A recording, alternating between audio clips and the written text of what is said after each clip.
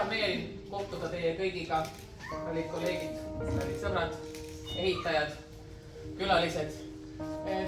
Põlva haigla EMO on täiesti kindlalt jõudnud kohale 21. sajandisse, mille üle mul on äärmiselt hea meel, sest head tööd teha on väga hea igasugustes tingimustes, aga eriti hea on seda teha heades tingimustes ja praegu on need meile ilusasti valmis saanud. Koht, kus me viibime, on meie põhiline töökoht ehk jälgimissaal, kus on 5 ilusasti monitoriseeritud kohta. Monitorid on kõigis tubades, kus te patsientidega võite kokku puutuda ja mille üle meil on eriti hea meel on see, et näeme, mis nende patsientidega toimub iga nurga taga.